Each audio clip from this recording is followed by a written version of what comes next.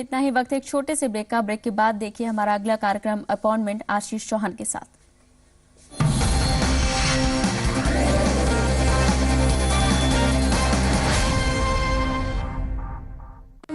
If we could drink the ocean, wouldn't we have enough water? At Hitachi, we're inspired by challenging questions. That's why, using our advanced water treatment systems and information technologies, we're creating integrated solutions to help cities ease the growing pressure on their water supplies today and tomorrow. Hitachi Social Innovation. It's our future. Hitachi, inspire the next. Two sides come the final whistle. Here's Mata. Yeah, good. Yeah. Multitasking TV. जहाँ आप वहाँ आपका TV. Dish Online, TV on the go. Live TV, movies, TV shows and videos. सब पर dish सवार है।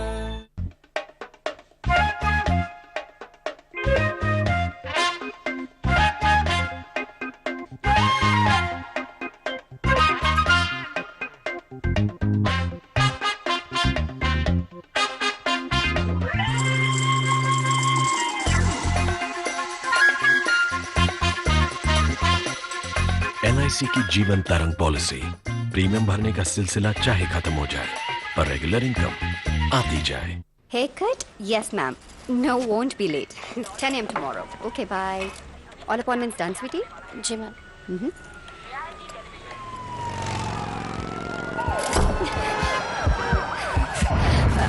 भगवान इस बार बचा ले तू। भगवान इस बार बचा ले। Oh God, please बचा ले। भगवान इस बार बचा ले। बचा ले तू इस बार बचा ले तू। प्लीज बचा लो बस इस बार तुम। भगवान बचा लो।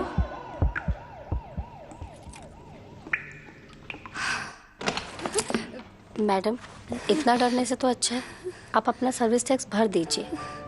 इससे पहले कि एक सायरन से भी आपको डर लगने लगे, सर्विस टैक्स VCES के चलते भरिए अपना service tax. Presenting a new look at the metal transforming our lives. NCDX Steel Long Futures. Buy steel, sell steel, hedge steel. For more information, call or log on to www.ncdx.com.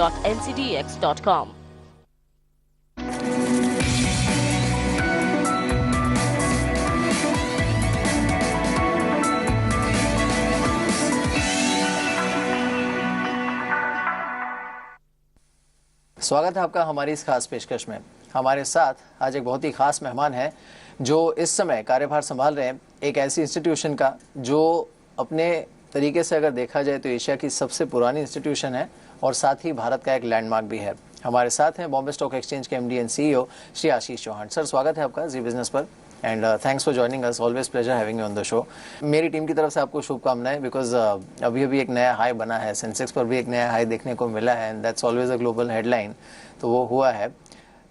लेकिन अगर हम इसकी fine print को देखें with in this पिछले 2-4 सालों में BSE में भी काफ़ी बदलाव आए हैं despite being Asia's oldest exchange. हाल ही में आपने नया ट्रेडिंग प्लेटफॉर्म जो है वो भी एक्टिवेट किया है, कुछ नए एसेट क्लासेस भी लॉन्च किए हैं।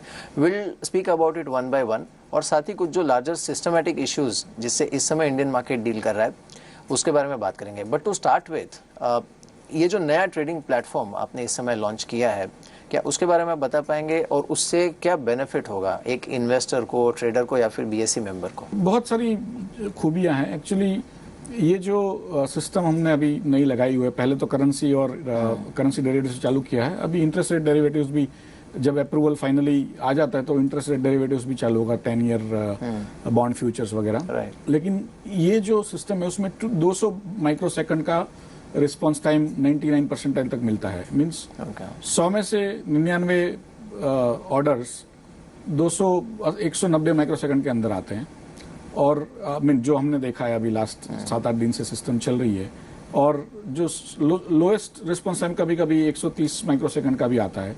आज इंडिया में fastest system is what we call almost like milliseconds. तो आपको एक अंतर बता दूं कि एक सेकंड के अंदर 10 लाख माइक्रोसेकंड होते हैं।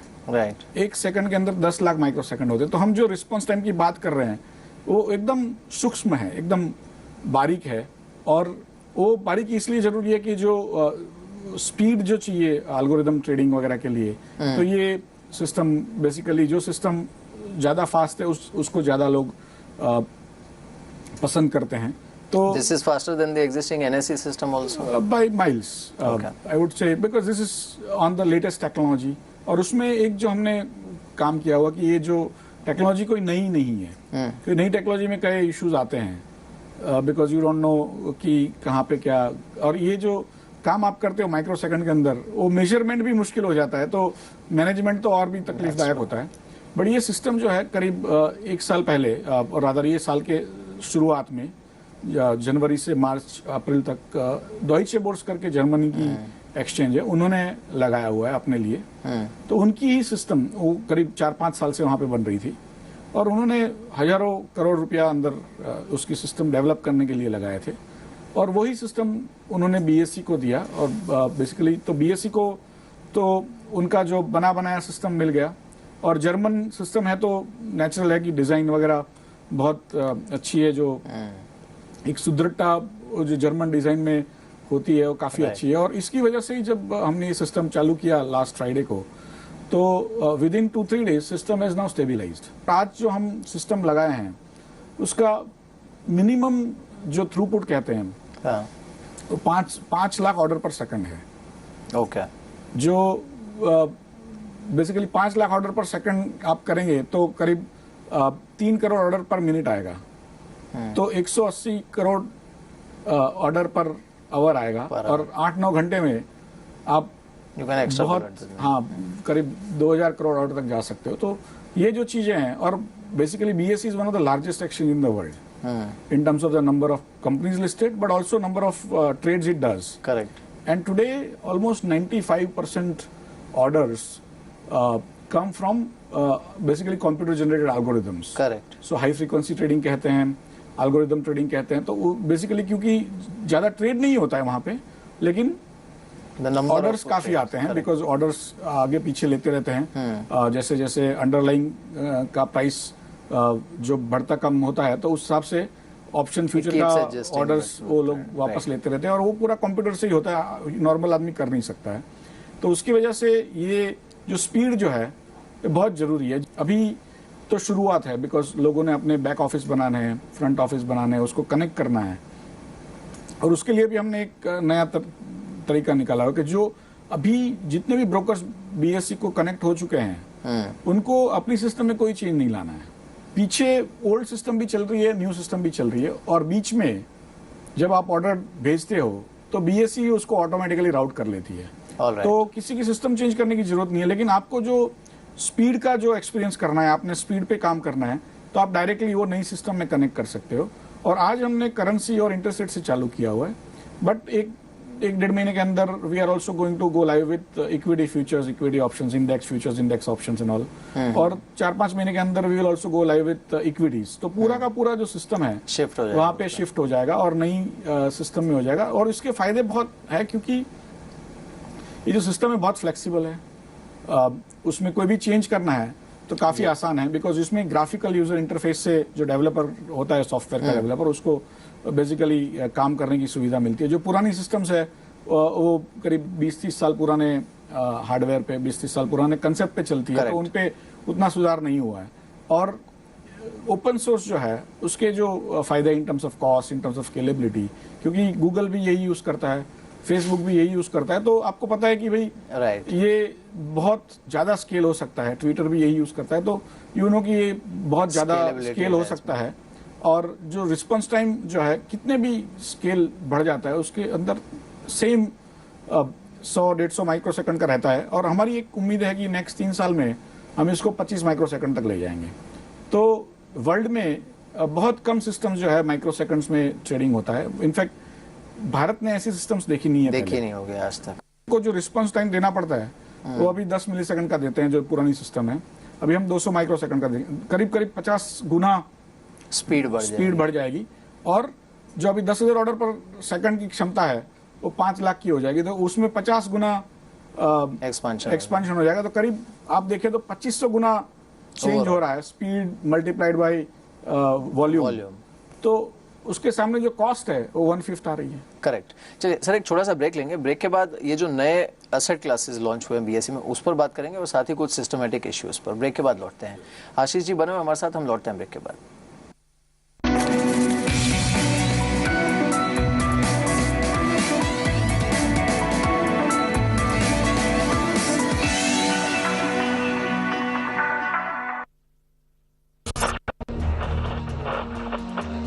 जब सरोकार से दूर हो सरकार, जब हाशिए पर हो आम आदमी के अधिकार, जब जरूरतों पर हावी हो जाए बाजार, जब देश के सामने खड़े हों कई अहम सवाल, तो जरूरी है बड़ी बहस। Big story, big debate with Amish Devgan at 8 p.m.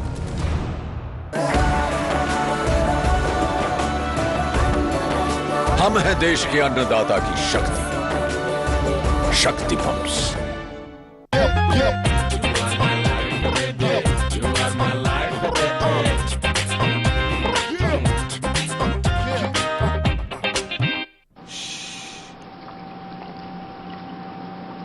Happy anniversary!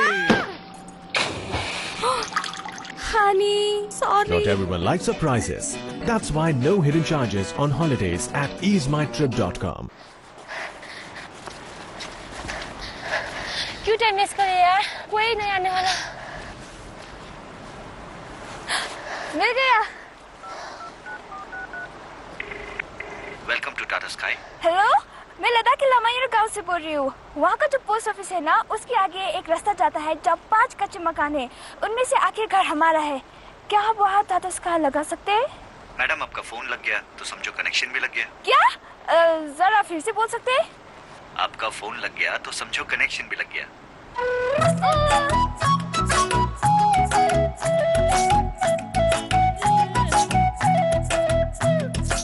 अब इंडिया के किसी भी कोने से फोन घुमाओ, टाटा स्काई लगाओ। टाटा स्काई, इसको लगा डाला तो लाइफ जिंगा लाला।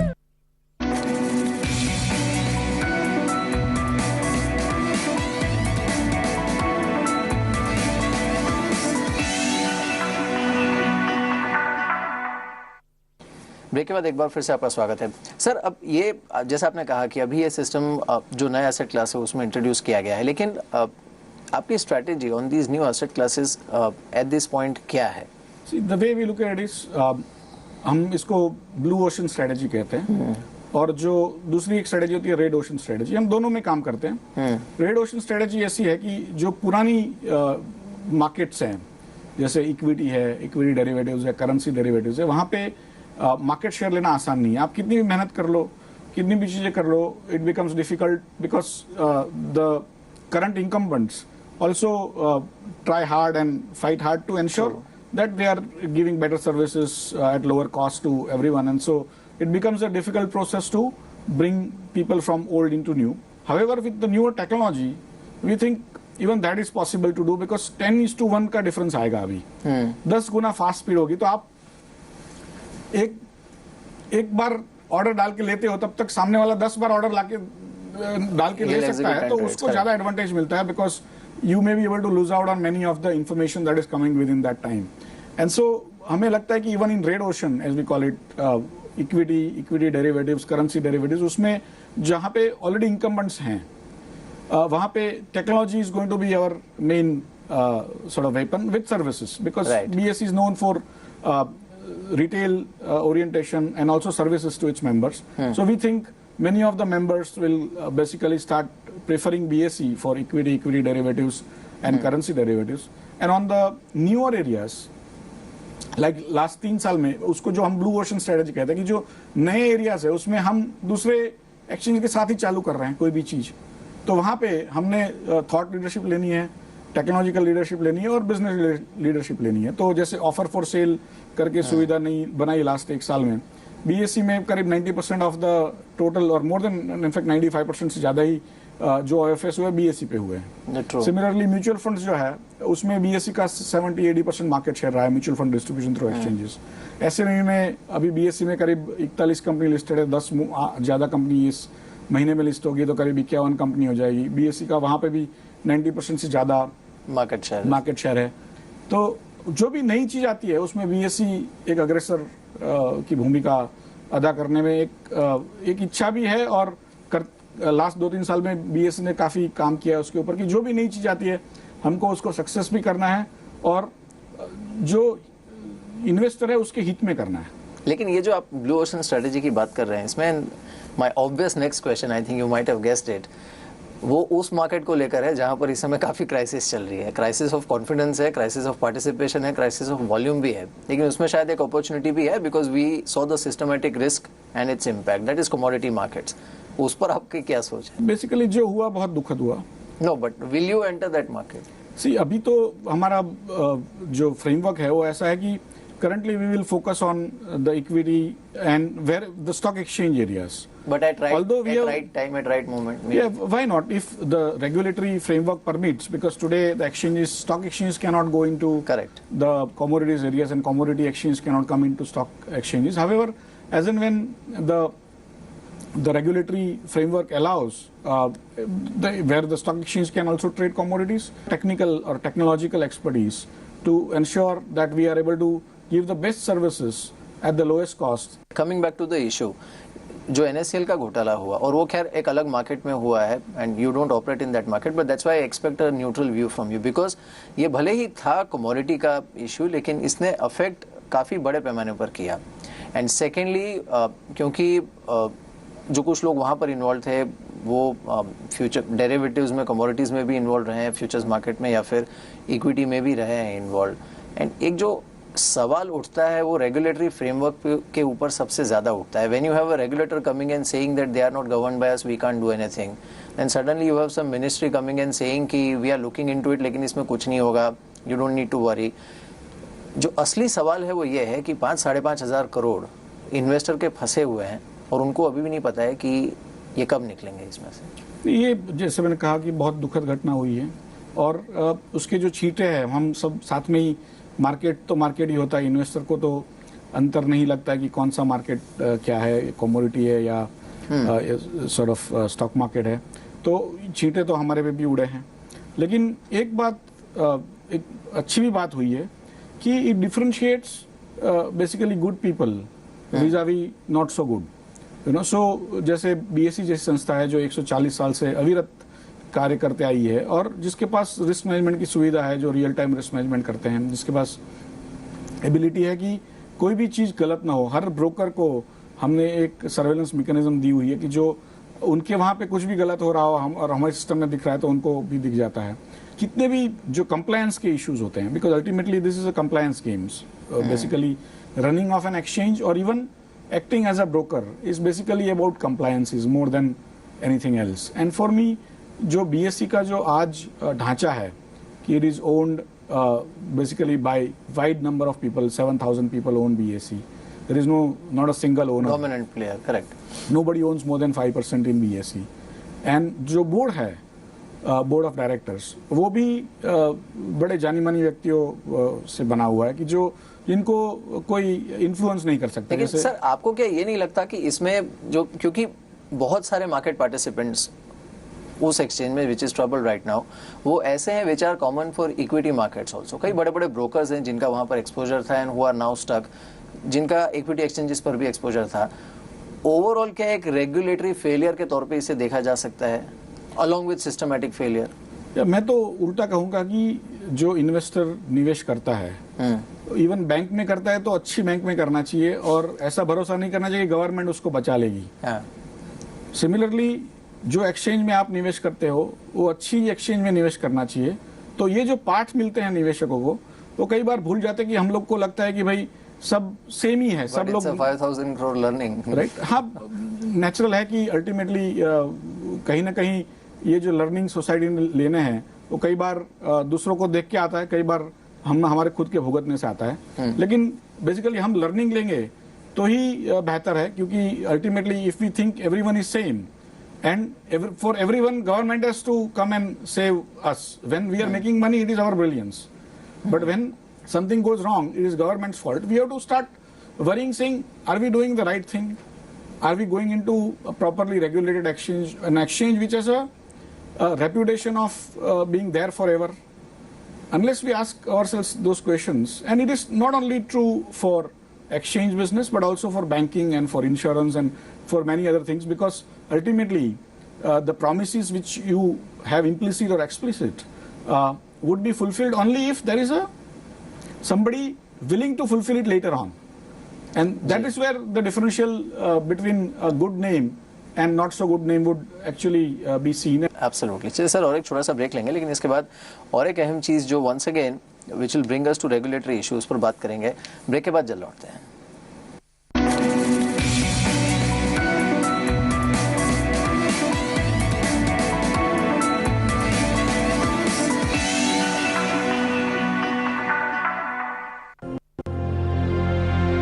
मैंने अपनी टीम को कहा, हम सम्मेलन में ये नहीं कहेंगे कि हम ये करेंगे, हम वो करेंगे, बल्कि हम ये कहेंगे कि हमने ये कर दिया है. हमारा लक्ष्य क्या है? बड़ा सोचेंगे और बड़ी प्राप्तियां करेंगे. ये अंदाज न केवल नए सिरे से पंजाब की सृजना करेगा, बल्कि नया भारत भी निर्मित करेगा.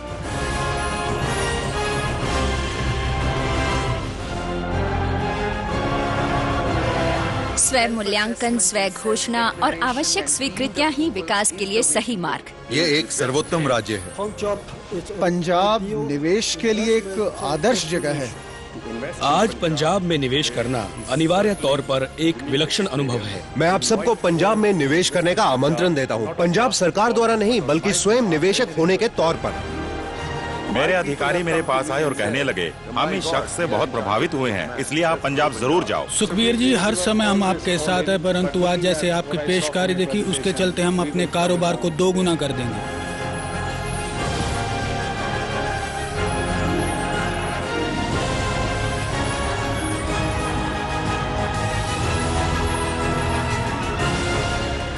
हाँ, व्यापार है हमारे लिए खास.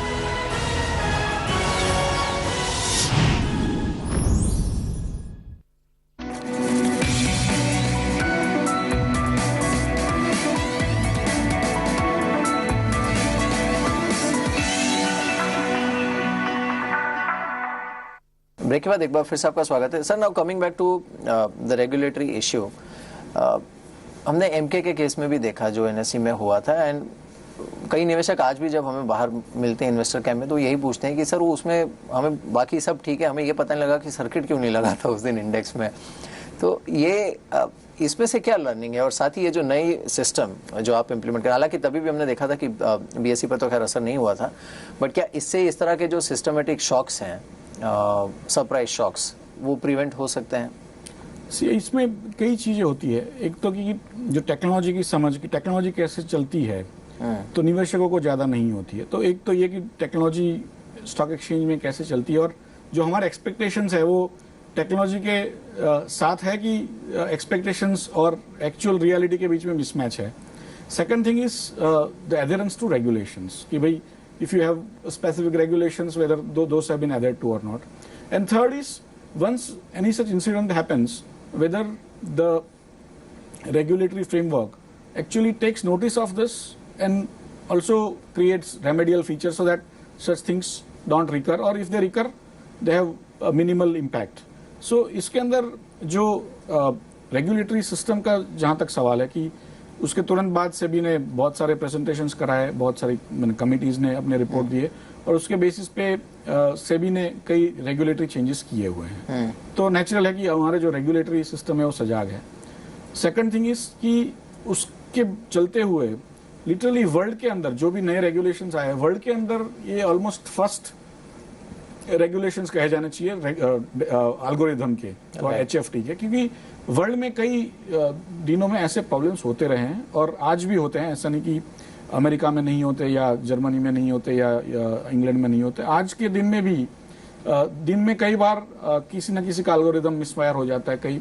तो जो सेबी का जो रेगुलेशन है करीब कई कंट्रीज ने अभी विद माइनर मॉडिफिकेशंस एडप्ट किया हुआ है. तो एमके की वजह से, एमके जो एपिसोड हुआ उसकी वजह से वर्ल्ड को भी काफी फायदा हुआ है. At the cost of MK. In terms of basically regulatory framework being designed, and the way I look at the SEBI philosophy is that कोई भी नई टेक्नोलॉजी आती है तो we shouldn't stop it.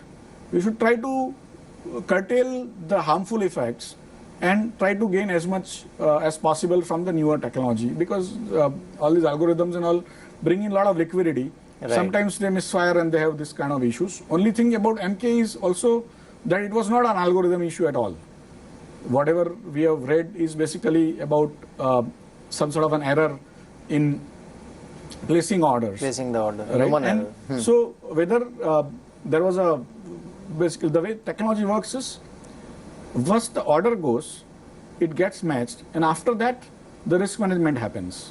So when the index got calculated, after trade it got calculated, and then the stoppage in the market would have taken place, and it takes a finite amount of time. It could be a few milliseconds, it could be a few seconds, and because of that you may feel that the market actually went far away, but in reality the expectation mismatch and the implementation of the technology are two different things. Correct.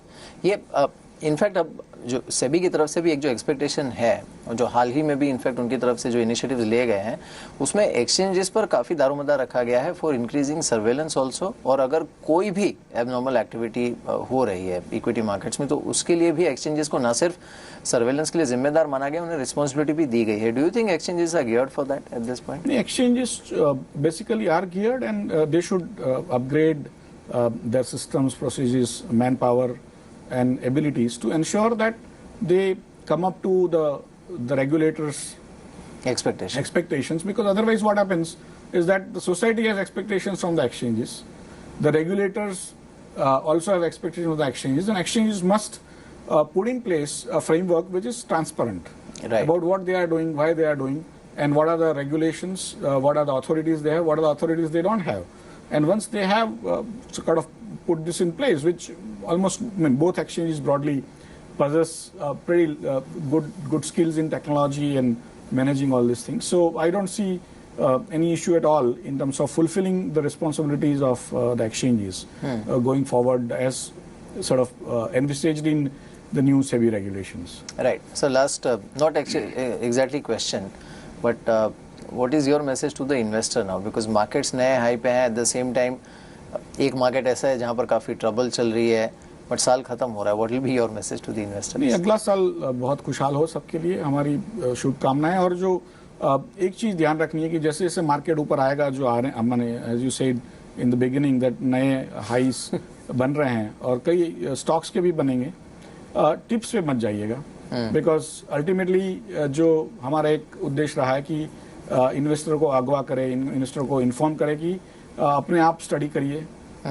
अपने जब basically whatever you invest, it is your hard-earned money, and that has to be done with full cognizance and also understanding कि जो पैसे बनेंगे वो भी आपकी मर्जी से, आपकी अक्ल से बनेंगे, और जो पैसे जाएंगे वो भी आपकी मर्जी से, आपकी अक्ल से जाएंगे. तो उस हिसाब से आप निवेश करेंगे, बहुत चौकन्ना रह के, सबकी सुनो, करो अपनी. तो वो मेरे हिसाब से 2014 का एक मंत्र होना चाहिए कि मार्केट लग रहा है कि ऊपर जा रहा है और प्रॉब्ली ऊपर जा भी सकता है ज़्यादा, लेकिन अल्टीमेटली इन्वेस्टर्स ने बहुत चौकन्ना रह के काम करना है, और जितना हो सके, मैंने जितनी क्षमता हो उतना ही निवेश करना है, उससे ज़्यादा निवेश नहीं करना है. एब्सोल्युटली. चलिए सर, उम्मीद करते हैं कि आपके लिए भी और बीएसई के लिए भी अगला साल 2014 काफ़ी बेहतर साबित हो और आप नई नई ऊंचाइयां छुए, इंडेक्स पर भी और एक्सचेंज में भी. Thanks for joining us sir. Thank you.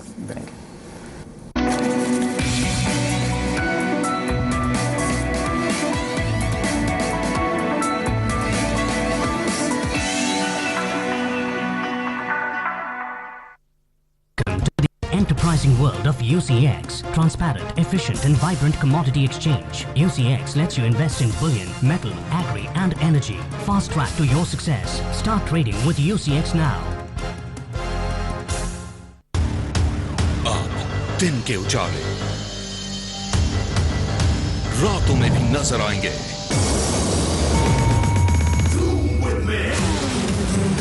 आ गए लाइटिंग की दुनिया में नई धूम मचाने. सिस्का LED लाइट्स पूरे 70% पावर सेविंग लेकर. Syska LED lights in association with Dhoom 3. Siska LED lights, light years ahead.